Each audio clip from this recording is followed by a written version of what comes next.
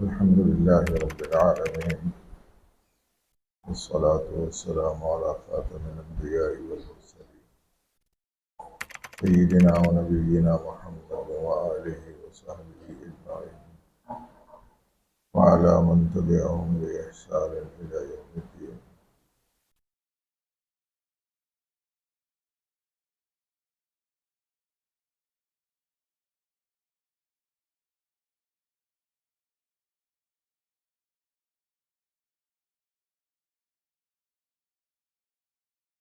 व बअदु फ़अऊज़ु बिल्लाहि मिनश शैतानिर रजीम। बिस्मिल्लाहिर रहमानिर रहीम। क़द अफ़लह मन ज़क्काहा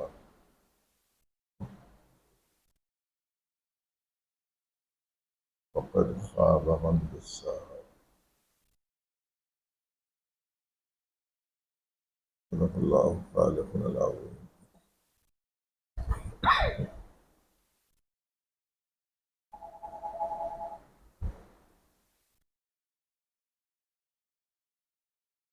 निहायत काबिल क़द्र उलमाए किराम, फ़ाज़-ए इज़ाम, असातिज़ाए मदरसा, तलबे अज़ीज़, सामीईन अज़ीज़ किराम,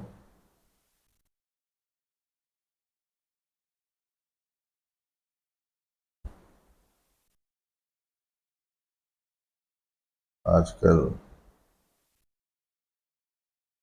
बयान कम, सबक ज़्यादा देने का रुझान बढ़ रहा है।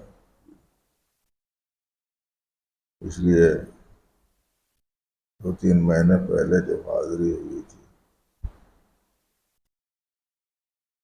उसमें क्या सुनाया गया था, किसी को कुछ याद है?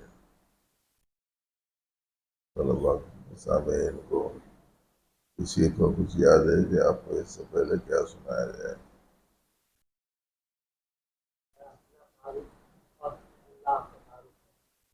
अपना तारुफ और अल्लाह का तारुफ। चलो ठीक है।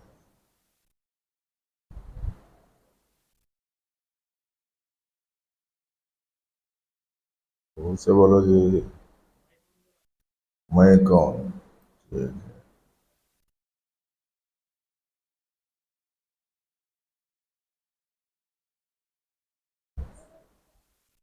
मैं कौन समझ में आ गया तो तू कौन निकल जाता जिंदगी से।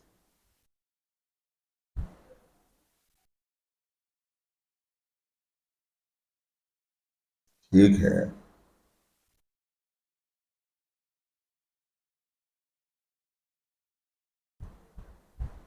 मुअज़्ज़ज़ हाज़रीन,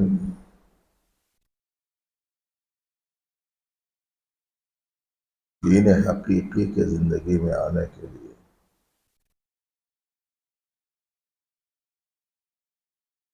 और हकीकी बददीनी के अपने अंदर से निकलने के लिए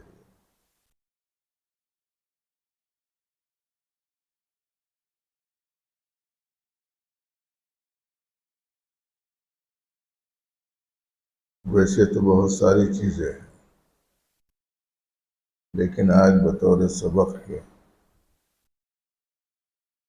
पहले ये बात अर्ज़ करूं कि पहले तज़किया है, उसके बाद तहलिया है।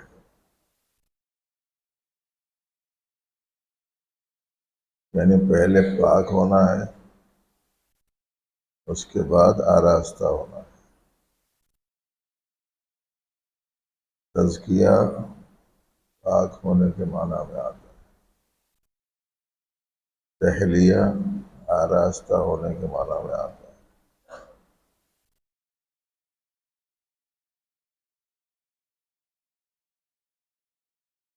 हमारे हज़रत सूफी साहब रहमतुल्लाह अलैह फरमाते थे, पहले आदमी नहाता है, धोता है, कपड़े साफ सुथरे पहनता है, उसके बाद इतर लगाता है।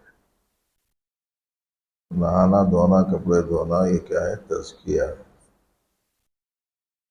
उसके बाद उस पर खुशबू लगाना ये है तहलिया। समझ में आने के वास्ते बोल रहा हूँ, बच्चों के हिसाब से।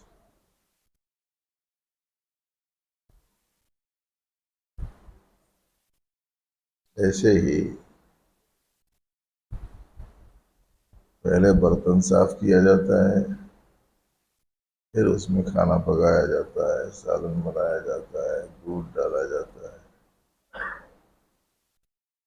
अगर कोई बच्चा खराब बर्तन लेकर माँ के पास जाए और कहे कि इसमें दूध डाल दीजिए, इसमें खाना डाल दीजिए, सालन डाल दीजिए, माँ नहीं डालती, बाप नहीं डालता, कहता कि भाई जाओ पहले धो लेके आओ।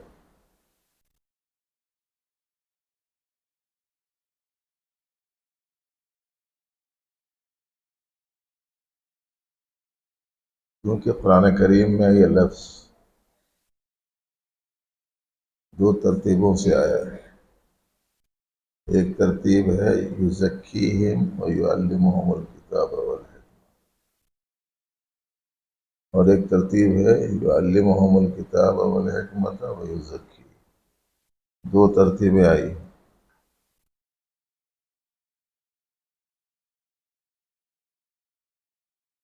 जहाँ तज़किया मुक़द्दम है,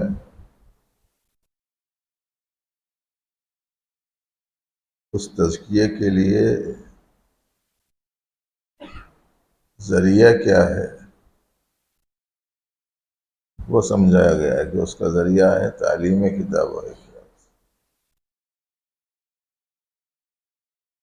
और जहाँ युअल्लिमुहुमुल किताब वल हिकमत पहले है, युज़क्कीहिम बाद में है, वहाँ पहले ज़रिया बताया गया है, बाद में मकसूद बताया गया है। एक आयत में मकसूद को पहले बयान करके उसका ज़रिया बताया गया, दूसरी आयत में ज़रिए को पहले बताया जाकर मकसूद को बताया गया।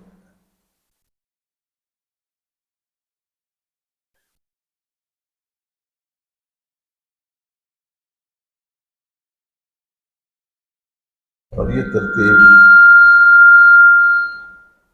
ये आवाज़ ठीक है बेटे, कम ज़्यादा मत करो, ऊँची आवाज़, क्योंकि मुझे पसंद नहीं, इसलिए मैं भी चाहता हूँ कि सामीन पर भी ज़्यादा तेज़ आवाज़ गिराने का सबब न बने।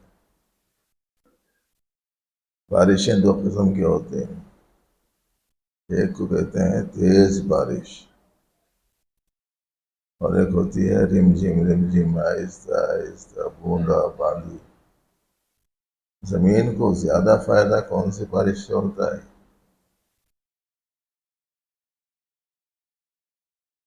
थोड़ी थोड़ी पड़ती रहे, जज्ब होती रहे, थोड़ी थोड़ी पड़ती रहे, जज्ब होती रहे। एकदम बादल फट गया तो आपका मालूम है कि बस्तियां डूब जा रही हैं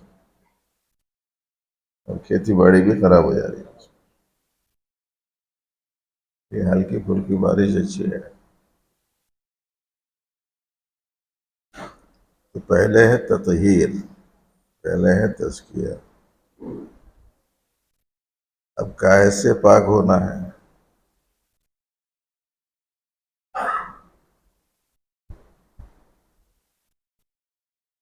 बदन का मैल कुचैल, कपड़ों का मैल कुचैल, ये तो पानी से साफ किया जाता है, साबुन से साफ किया जाता है, दूर किया जाता है। लेकिन एक वो मैल है जो अंदरून में पाया जाता है, उसका पानी इल्म हक और उसका कड़वा साबुन मुजाहदा है, मुखालफत नफ्स। जो कपड़ा जितना ज़्यादा मैला होता है वो उतना ही साबुन उसे लगाया जाता है, उतना ही उसे रगड़ा जाता है, उतना ही उसे पछाड़ा जाता है, उतना ही उसे पीटा जाता है, कूटा जाता है, तब कहीं जाकर ही वो मैल दूर होता है। तो जिस तरीके से ये ज़ाहिरी मैल कुचैल को दूर करने के तरीक़ हैं, इस ज़ाहिरी मैल कुचैल को दूर करने के लिए कभी कभार साफ सुथरी चीज़ के ऊपर माहौल का थोड़ा सा असर होकर उसके ऊपर गर्द गुबार आ जाता है। जैसे आईना है, पहले से ही साफ सुथरा है वो, अगर माहौल की वजह से उसके ऊपर गर्द गुबार आ गया तो कुछ करना नहीं पड़ता, कपड़े से पोंछ दो, कपड़ा भिगा के पोंछ दो, साफ हो जाता। ज़्यादा रगड़े मारने की ज़रूरत नहीं होती। ऐसे ही इंसानों का हाल है। तरबियत के सिलसिले में किसी को सिर्फ इल्म काफ़ी हो जाता है और किसी को कड़वे साबुन की और कूटने पीटने की ज़रूरत पड़ती है, रगड़े लगाने की ज़रूरत पड़ती है। किसी किसी को कुछ नहीं करना पड़ता, फूंक मार देना पड़ता है, नतीजे में गर्द उड़ जाती है तो आईना साफ हो जाता है। हीरे पर गर्द आ गई, फूंक मार दिया आपने तो चमकने लगता है।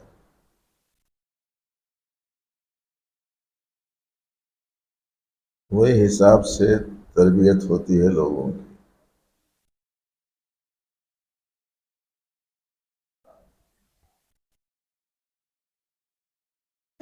मुझे आज बतौर सबक के बउनवान तज़किया या बउनवान तत्हीर कुछ ऐसी चीज़ों की निशानदही करनी है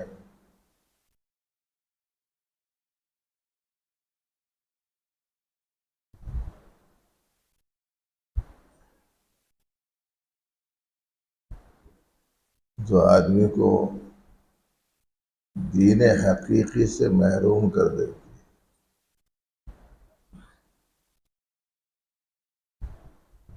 और बददीनी का सबब व ज़रिया बनती है।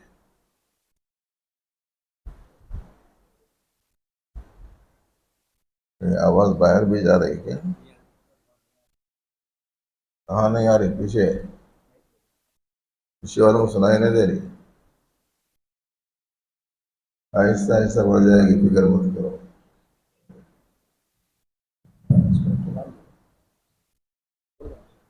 आहिस्ता पढ़ी जाने वाली नमाज है ज़ोहर और असर। मगर हुक्म क्या है मुसल्लियों को? मुसल्लियों को हुक्म ये है कि वो ऐसा ही मुतवज्जे रहें गोया वो सुन रहे हैं। ये हुक्म है। फायदा दोनों सूरतों में है, आपको सुनाई देने में भी है, आपको खाली मुतवज्जे रहने में भी है।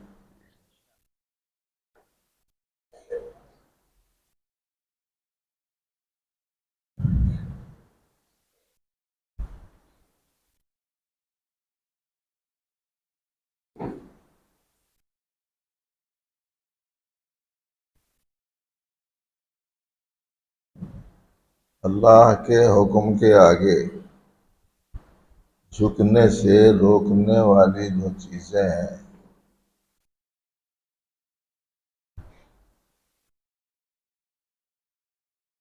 उनमें से एक चीज़ का नाम है किब्र।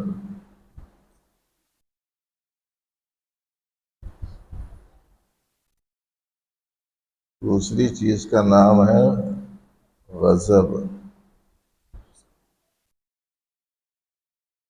तीसरी चीज़ का नाम है हसद।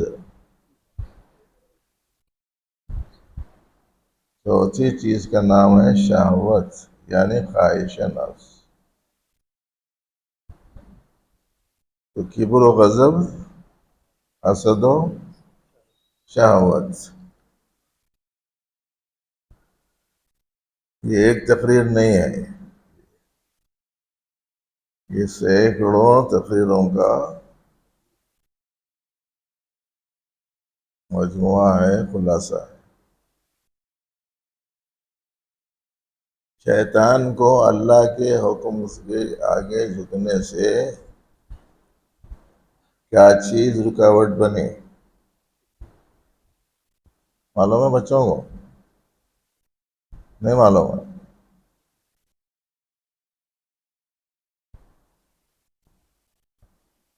शैतान को अल्लाह के हुक्म के आगे झुकने से रोकने वाली जो चीज़ थी वो किब्र था। अबा वस्तकबरा।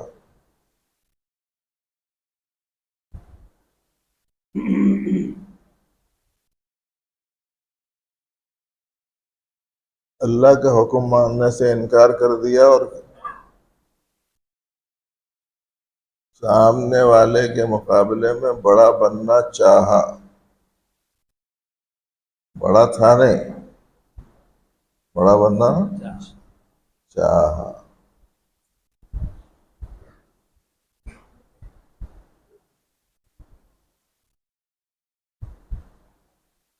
यहूदियों को बड़ा गुस्सा था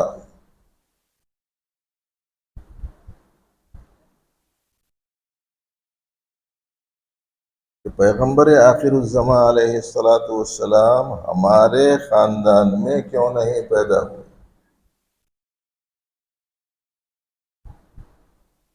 और जब उनको अलामात का इल्म हुआ जानने वाले माहिरीन के ज़रिए से, तो उन्होंने इस बात की कोशिश की थी कि बचपने ही में नऊज़ बिल्लाह, सदबार नऊज़ बिल्लाह, आपको खत्म कर दिया जाए।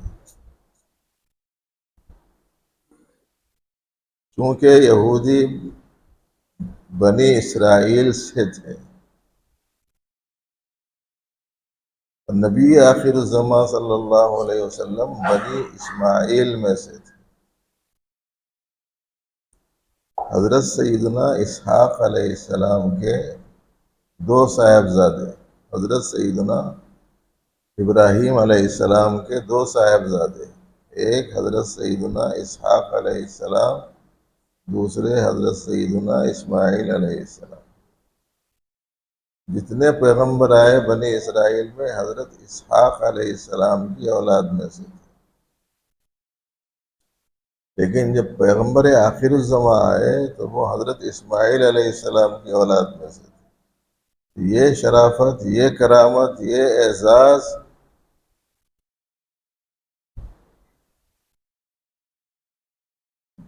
दूसरे कबीले में मुंतकिल हो जाना बर्दाश्त नहीं कर सके। तो दो बीमारियां एक साथ लग गई। हसदम मिन इंदी अनफुसिहिम, एक हसद की वजह से, और दूसरे उनको गुस्सा था। ये वही दुश्मनी है कि आप सोचते होंगे हमारे बच्चों को अंदाज़ा होना चाहिए कि सबसे ज़्यादा कट्टर दुश्मन कौन है मुसलमानों के। उसके वास्ते अपनी तरफ से कुछ बोलने के बजाय अल्लाह पाक का इरशाद सुन लेना ज़्यादा अच्छा है।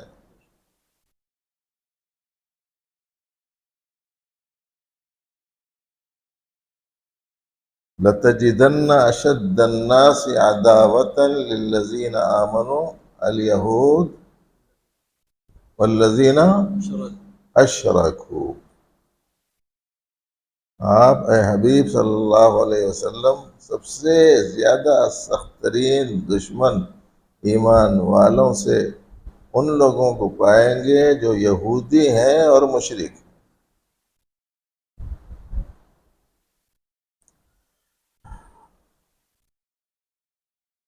हालांकि वो नबी अलैहिस्सलातु वस्सलाम के हक होने के बारे में जानते थे। अल्लज़ीना आतैनाहुमुल किताब यारिफूनहु कमा यारिफून अबनाअहुम व इन्न फरीक़म मिनहुम लयक्तुमूनल हक़्क़ व हुम यालमून। हक को छुपा देते। उसके नतीजे में आज पूरी दुनिया में सख्त तरीन दुश्मनी, अगर तबक़ात में से किसी तबक़े को सबसे ज़्यादा है तो वो यहूदी है। और सबसे ज़्यादा जिन लोगों को दुश्मनी है अहले इस्लाम से वो हैं जो मुशरिक।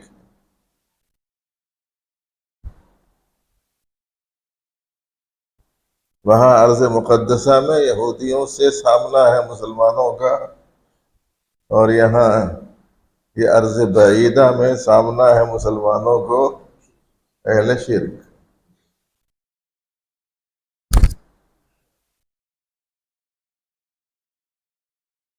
जो चीज़ अच्छाई को कबूल करने से रोकती है उसमें से दूसरी चीज़ है गज़ब। और तीसरी चीज है हसद। चौथी चीज है ख्वाहिश नफ्स।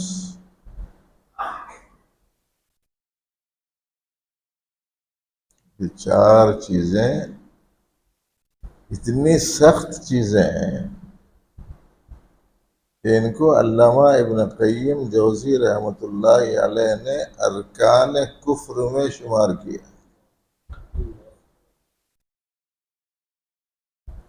अरकान इस्लाम तो पढ़े होंगे, कलिमा तय्यबा की शहादत, नमाज, रोज़ा, ज़कात, हज, ये अरकान खमसा। बुनियल इस्लाम वाला खम्स है ना, जुमा लोग सुनते रहते हैं आप लोग। ये अरकान ईमान, अरकान इस्लाम है ये।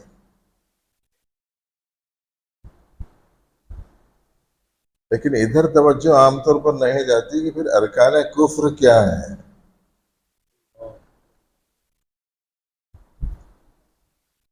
कुफ्र के बुनियादी सुतून में शुमार किया है इन चार चीजों। जितने लोग अल्लाह की बात मानने से इनकार करने वाले हैं, आप देखेंगे कि ज्यादातर उसमें वो लोग हैं जो ख्वाहिश नफ्स की पैरवी में लगे हुए।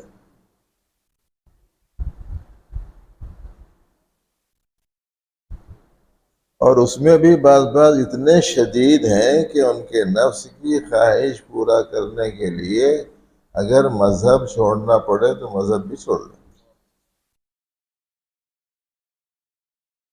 मुसलमान ईसाई काय को बन रहे हैं? उन्हें पैसा दिया जा रहा है, उनका इलाज किया जा रहा है, उनको मकान दिया जा रहा है। ये उनकी जो ख्वाहिश है वो ख्वाहिश पूरी हो जाती, नतीजे में चले जाते। लोग इस्लाम को छोड़कर इर्तिदाद का शिकार हो रहे हैं तो काहे को?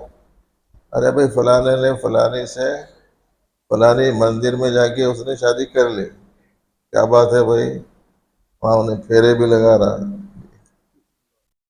क्या चीज है? ख्वाहिश नफ्स।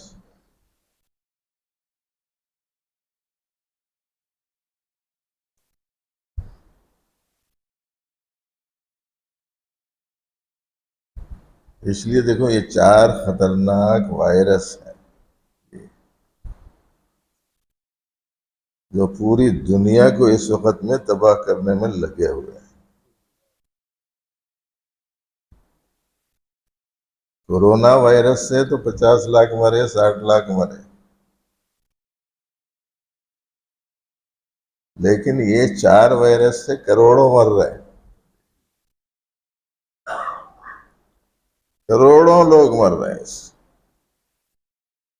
हर मुल्क के, हर रियासत के। ये चार चीजें हैं, किब्र, गजब, हसद, शहवत। शहवत के लफ्ज मैं ये समझाने के लिए ख्वाहिश नफ्स बोल रहा हूं कि लोग उस लफ्ज को एक खास मफहूम में ही लेते, हालांकि सही नहीं है वो।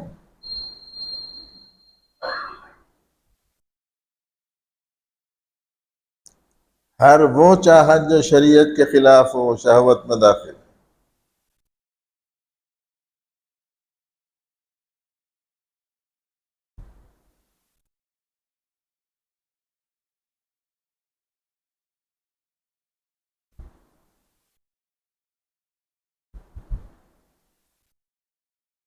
अब इनमें से हर एक की थोड़ी थोड़ी तशरीह की जरूरत है। वैसे तो बहुत ज्यादा तशरीह की जरूरत है, लेकिन एक मजलिस में तो थोड़ी थोड़ी ही कर सकते हैं।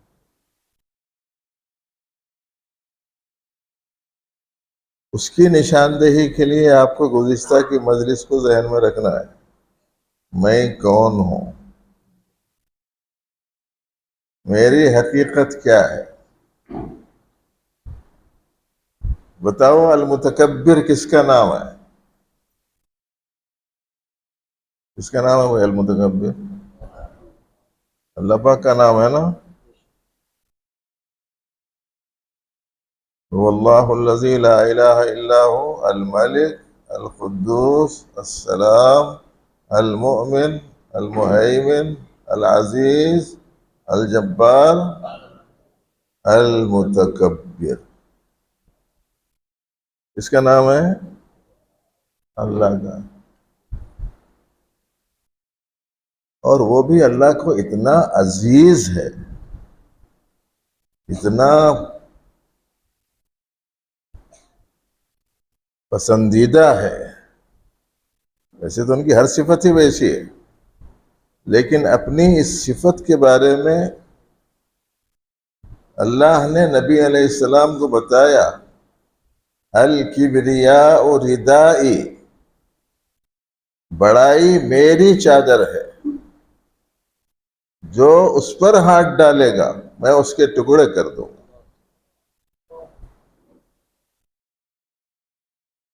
इसलिए जो शख्स अपने आप को पहचानता है वो कभी भी तकब्बुर नहीं कर सकता।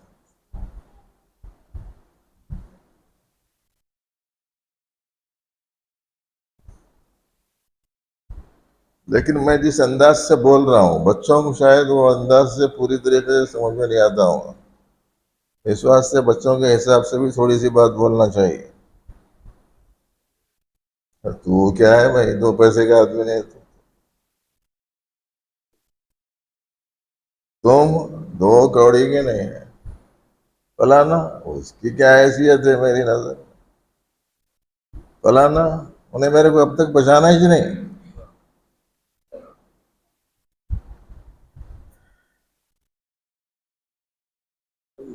किसी किसी को कहता है तुम मुझे नहीं जानते। ये सारे जुमले क्या है? किब्र की अलामत।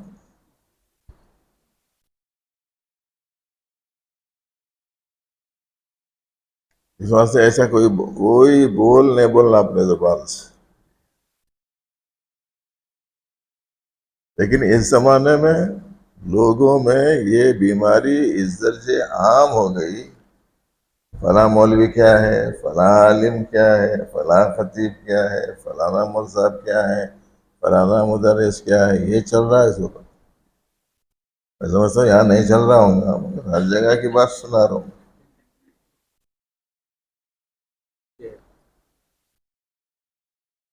अरे भाई, हम कौन है पहले हमको उसे समझना चाहिए। बड़ी बड़ी बातें करते हैं लोग, लेकिन अपने आप को पहचानते नहीं।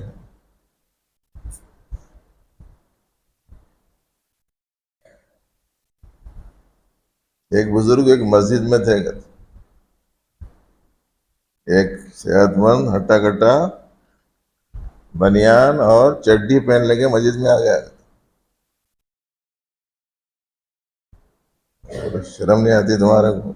मस्जिद में आ गए तुम ये हालत में।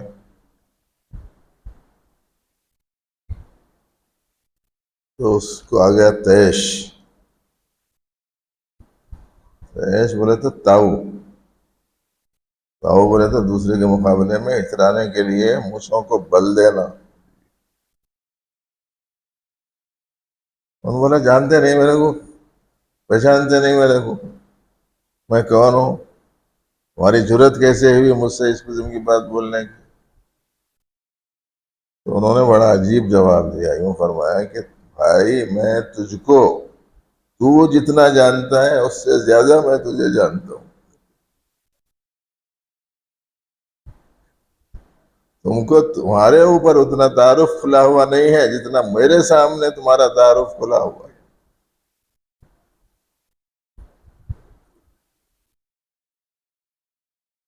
फिर उन्होंने बताया, तुम्हारी इब्तिदा हुई एक गंदे पानी के कतरे से,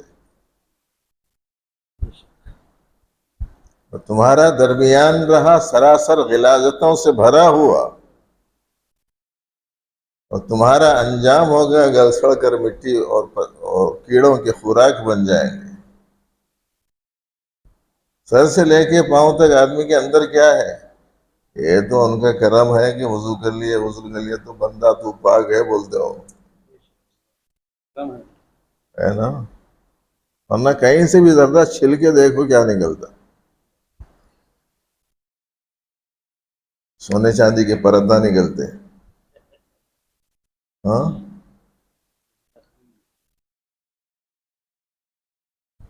वो चीज निकलती है जिसके निकल कर बह जाने से वजू टूट जाता है।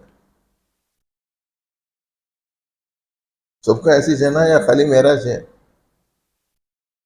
हाँ? और हमेशा इंसान के जिस्म में गंदगी मौजूद रहती है। ये तो परवरदिगार का करम है कि उन्होंने ये जो खाल है इसको प्रूफ बना दिया, हिफाजत का जरिया और सामान बना दिया। उसके नतीजे में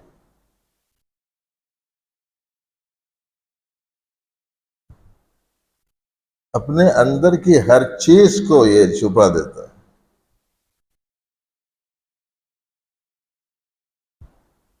ये जो खाल है, ये जो चमड़ा है, अंदर मशीनें काम कर रहे हैं। मेरे को एक वक्त क्या हुआ कि बोल के दिल के दवाखाने के दवा डॉक्टर के पास ले लेके चले गए। उन्होंने यहाँ वहाँ वहाँ वहाँ वो लगा दे के कप चूंटे लगा दे के वो मशीन को ऑन करते ऐसी दिल की आवाज आ रही जैसे बाजा बज रहा हो, धड़ धड़ धड़ धड़, इतनी जोर से कि पूरे दवाखाने में गूंज रही। मैंने कहा यार अल्लाह, इतनी बड़ी आवाज अंदर है और किसी को पता ही नहीं है। साउंड प्रूफ बना दिए। अंदर गंदगी है, उसके वास्ते इसको पर्दा पोशी करने वाला बना दिया। अंदर ताफन है, उससे हिफाजत का जरिया बना दिया।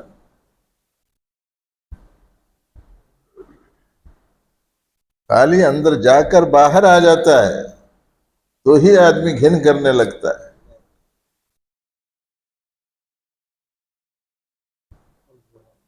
क्या राम है उनका, इतने गंदे हम।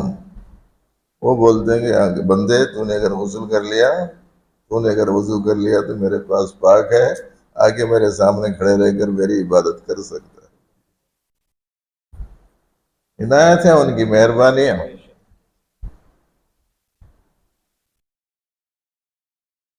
इसीलिए फरमाया बुजुर्गों ने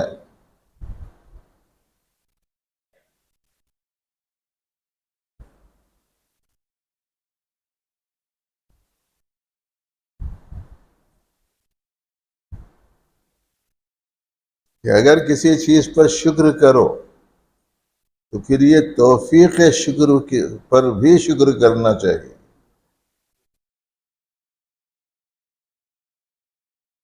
और अगर तुम किसी खता पर इस्तिग़फ़ार और गुनाह से माफी मांगो तो इस माफी मांगने पर भी इस्तिग़फ़ार करना चाहिए।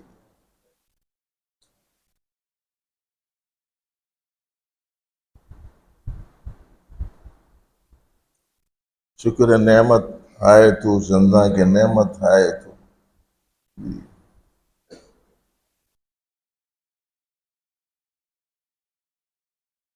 इमाम गज़ाली रहमतुल्लाह अलैह ने लिखा है कि हर सांस पर शुक्र अदा करना है और फिर उस शुक्र पर भी शुक्र अदा करना है, तो सांसा ही नहीं है उसके। उज़्र तक़सीरात माँ चंदा के तक़सीरात माँ, शुक्र नेमत आए तू चंदा के नेमत आए तू, उज़्र तक़सीरात माँ चंदा के तक़सीरात माँ। हमारा किसी चीज़ के सिलसिले में माज़िरत करना भी ऐसा है कि फिर उसके ऊपर माज़िरत की जाए। नहीं समझ में आ रहा है तो यूँ समझ लीजिए रोज़ाना 100 मरतबा अस्तग़फ़िरुल्लाह अस्तग़फ़िरुल्लाह अस्तग़फ़िरुल्लाह पढ़ लें। एक बार भी अल्लाह मैं बड़ा खतागार हूँ, बहुत गुनाहगार हूँ, शर्मिंदगी का इजहार करके अल्लाह ताला से माफ़ी मांगने का तसव्वुर नहीं रहता, तस्बीह पढ़ लिया इस्तिग़फ़ार की बोलता। बताइए कैसा इस्तिग़फ़ार है?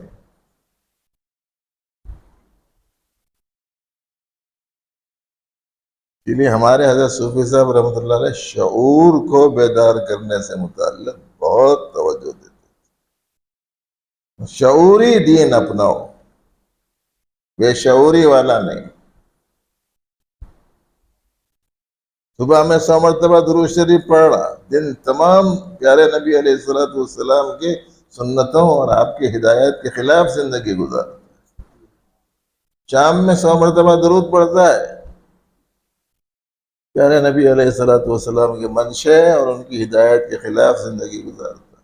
सुबह में इस्तिग़फ़ार पढ़ता है, फिर दिन तमाम गुनाहों में मुब्तला रहता है। सुबह में एक तस्बीह पढ़ता है सुबह कलमे की, तमाम खूबियाँ सिर्फ अल्लाह के लिए हैं, अल्लाह तमाम ऐबों से पाक है। दिन तमाम गुजारता है कह में सारी खूबियाँ मेरे वास्ते।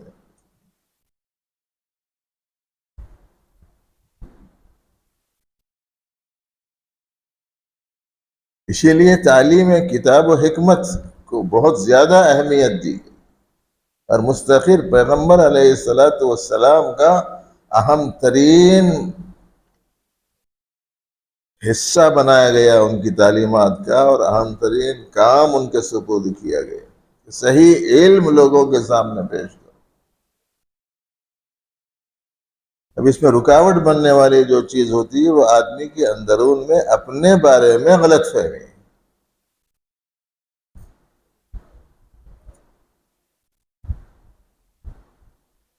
अब अल्लाह का हुक्म तो बराह रास्त नहीं आएगा जिसका हम इनकार कर सकें, है ना। लेकिन अगर कुरान का हुक्म हमारे सामने आया आलिम रब्बानी के जरिए से, हदीस का हुक्म सामने आया किसी काबिल एतबार शख्स के जरिए से, तो अगर हम उस हुक्म के आगे नहीं झुक रहे हैं तो समझना चाहिए कि किब्र है।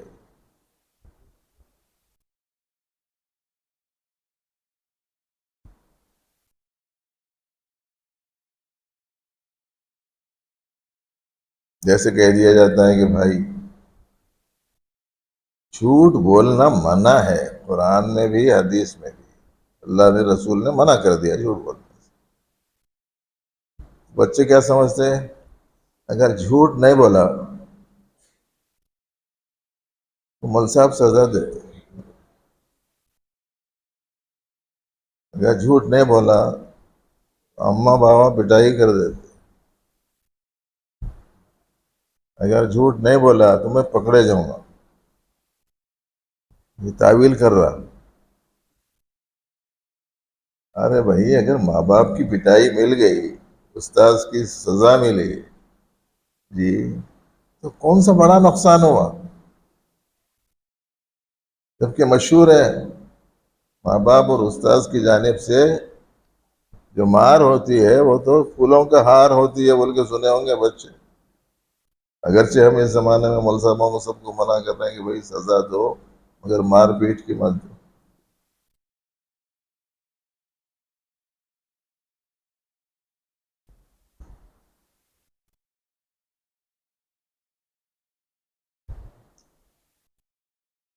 तो ये जो किब्र है ये बहुत ही खतरनाक चीज है, और ये पैदा होता है अपने आप को नहीं पहचानने से। हजरत हकीमुल उम्मत रहमतुल्लाहि अलैह के इजाजत याफ्ता खलीफा, चूंकि वो खलीफा थे तो उनके भी बहुत सारे मुरीदीन थे। अब वो मुरीदीन आकर उनको अपने हालात सुनाते थे।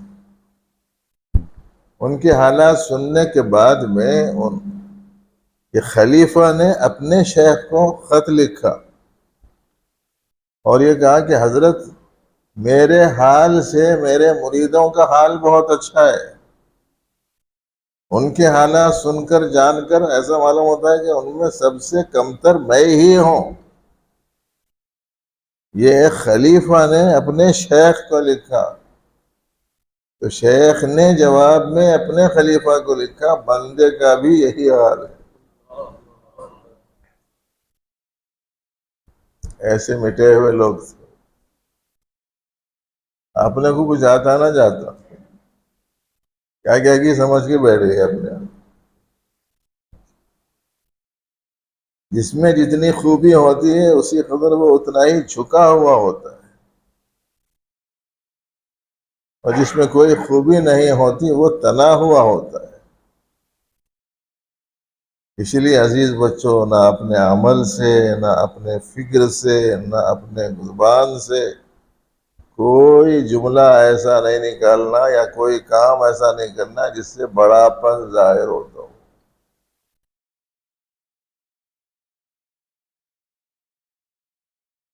यही चीज आदमी की तरक्की का जरिया है, और जो इस पर अमल नहीं करता वही चीज उसको नीचे ले जाने का सबब है। इरशाद नबवी सल्लल्लाहु अलैहि वसल्लम, बार बार आपने सुना होगा, मन तकब्बर वदअहुल्लाह व मन तवाज़अ लिल्लाह रफ़अहुल्लाह। जो तकब्बुर करता है अल्लाह उसे नीचा कर देते हैं, और जो तवाज़ु इख्तियार कर देता है अल्लाह उसे ऊंचा उठा देता है।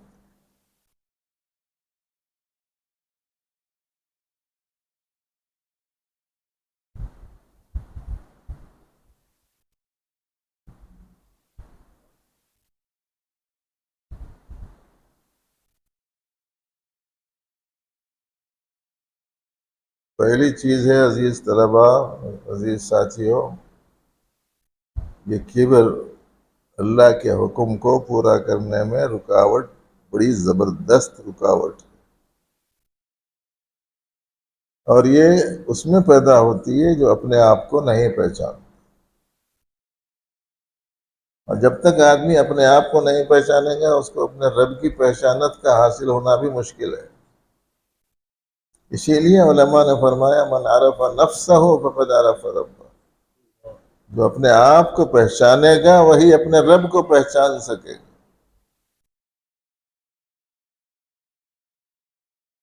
दूसरी चीज है गुस्सा। आजकल बहुत है गुस्सा, नाक पेश है अक्सर के,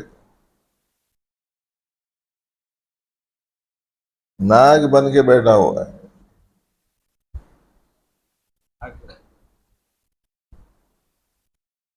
मसीहुल उम्मत रहमतुल्लाह अलैह फरमाते थे, अगर मेरे बस में होता तो गड़ा खोद के उसे दफन ही कर देता था।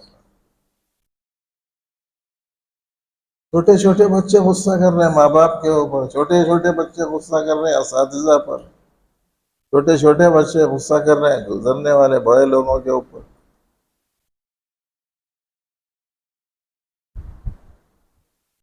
उनकी बात पूरी नहीं कर रहे, तो गुस्सा से घरों से बाहर चले जा रहे हैं। बड़ी बड़ी बच्चियां, जवान बच्चियां घर छोड़ के चले जा रहे हैं, अम्मा बाबा बोले ऐसा नहीं सुन रहे।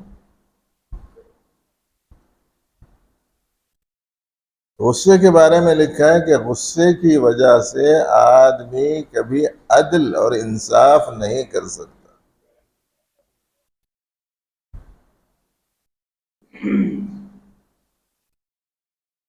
वो आखिलुल अक्ल है, अक्ल को खा जाने वाला। इसी वजह से आपने जब गुस्सा आ जाता है ना तो कोई दिखता ही नहीं उसे सामने। वो छोटा बच्चा जो दो उंगलियों की मार खाने के लायक नहीं है, वो बच्चे को गुस्से में आके उठा के पटक देता, गुस्से की वजह से। एक साहब तो घर के ऊपर से बालाई मंजिल से गुस्से की वजह से छोटे बच्चे को वो ऊपर से नीचे फेंक दी।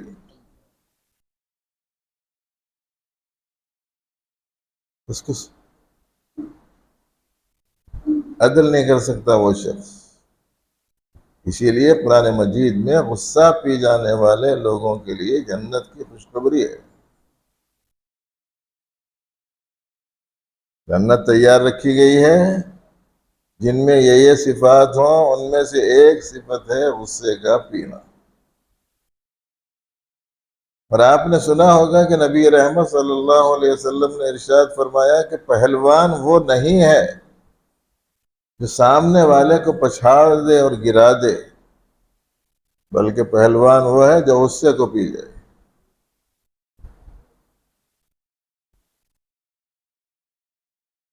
इसलिए दूसरी चीज, अब उसको सच बोलो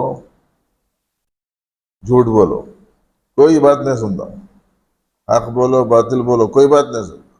उसको जब गुस्सा आ गया तो खत्म गुस्सा।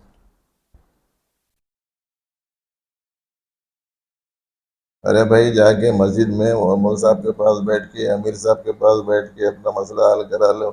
बाजार में कहीं को लड़ रहे हैं बोले तो अमीर साहब को क्या मालूम जी, वो मस्जिद में रहने वालों को क्या मालूम, ये बाजार का मसला है,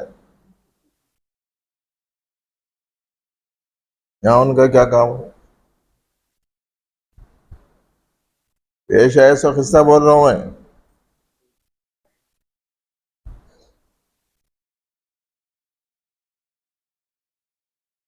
जिंदगी भर अमीर बोलता रहा, लेकिन जब बोले कि तुम्हारा तस्वीर वहां जाके करा लो तो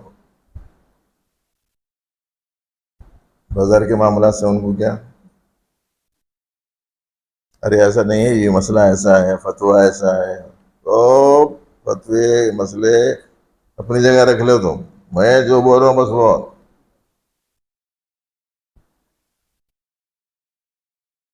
ये हाल हमारे हैदराबाद का सुना रहा हूँ मैं समझता हूँ कन्नौज में इतना बुरा हाल नहीं होगा।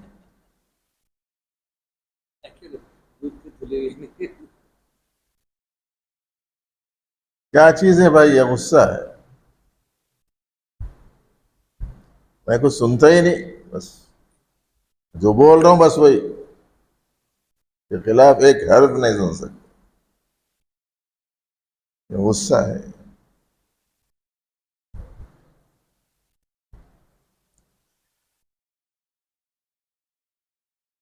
दूसरे की बात कबूल करने से रोकने वाली चीज है हसद।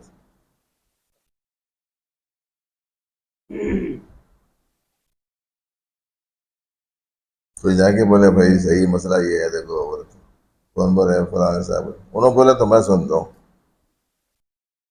बात उन कुरान की हदीस की बोल रहा, बात उन फिक़ह और शरीयत की बता रहा, उन्होंने बोले तो सुनता हूँ क्या।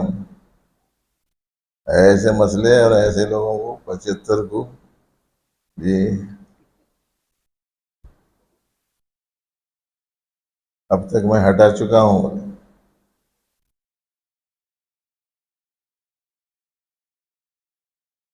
जलन है बस। तो छोटी उम्र का है, किसी बड़े आदमी को बोले बस ऐसा नहीं करना जी, ऐसा करना होगा। हमारे सामने का बच्चा कपड़े भी बराबर नहीं पहनता था, उन्हें आके आज मेरे को मसला बता रहा, क्या चीज रुकावट है, कैसे।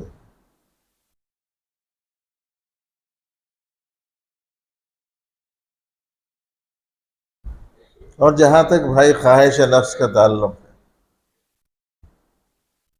ख्वाहिश नफ्स आदमी को अल्लाह के रास्ते से हटा देती है, इसकी सराहत तो कुरान करीम में मौजूद है।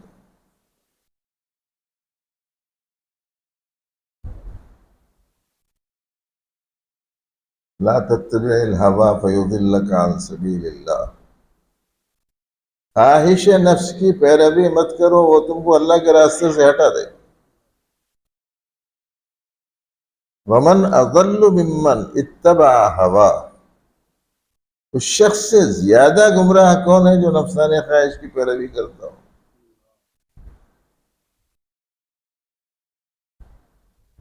तो आज बेदीनी की जितनी शक्लें सूरतें, अकीदों के बारे में, इबादत के बारे में, मुआमलात के बारे में, मुआशरत के बारे में, खरीद फरोख्त में, लोगों के साथ सलूक में, जिंदगी में पेश आने वाले नशे व फराज में, जितने शोबजात में खराबियां हैं, आप ढूंढेंगे तो उसके पीछे ये चार चीजों में से कोई एक चीज मिलेगी।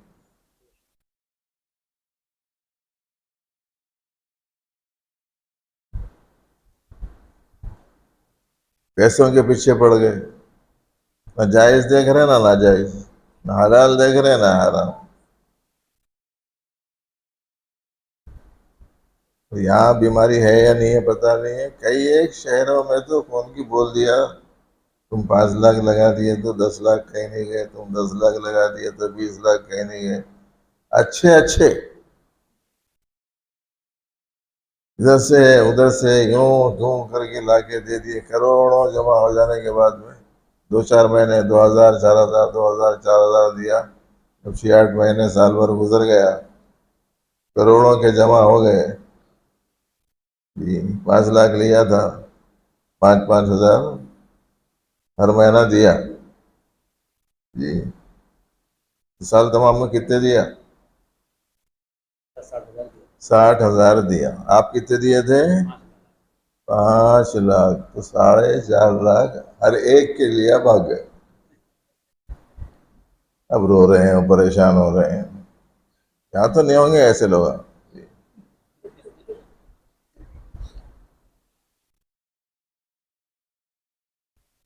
धोखा खा जाने पर कई के वास्ते खा रहे हैं भाई?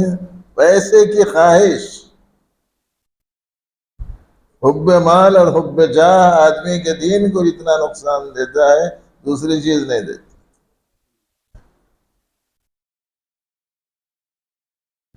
तो इसलिए भाई ये 4 बहुत ही खतरनाक चीजें हैं ना।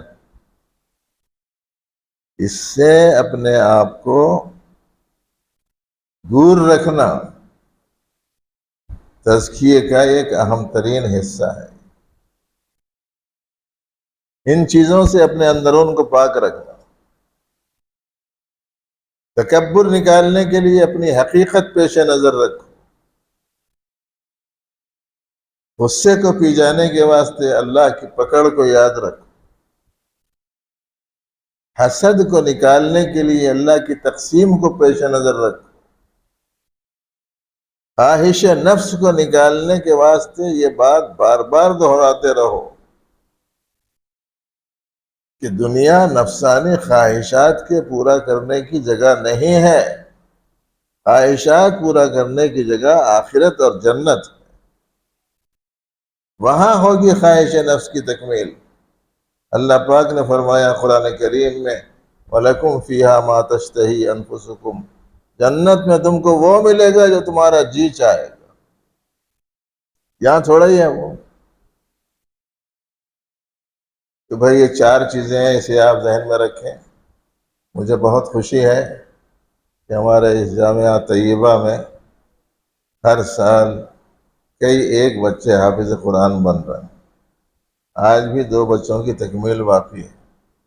मैंने सुना है कि उनके सरपरस्तों की ख्वाहिश थी कि ऐसे प्रोग्राम के वक्त में तकमील करा दिए तो अच्छा है, इसलिए उन बच्चों का आखिरी सबक सुनेंगे, फिर दुआ करेंगे। मगर फिर मेरा आना हुआ तो ये सबक सुनाना ज़रूरी है, ठीक है? हल्लू बोला इंशाअल्लाह। ऐसा जैसे कि सुबह से कुछ मिला ही नहीं खाने को। आप अगर दिया हुआ सबक सुनाते रहेंगे तो फिर दूसरा सबक भी दिया जाता रहेगा।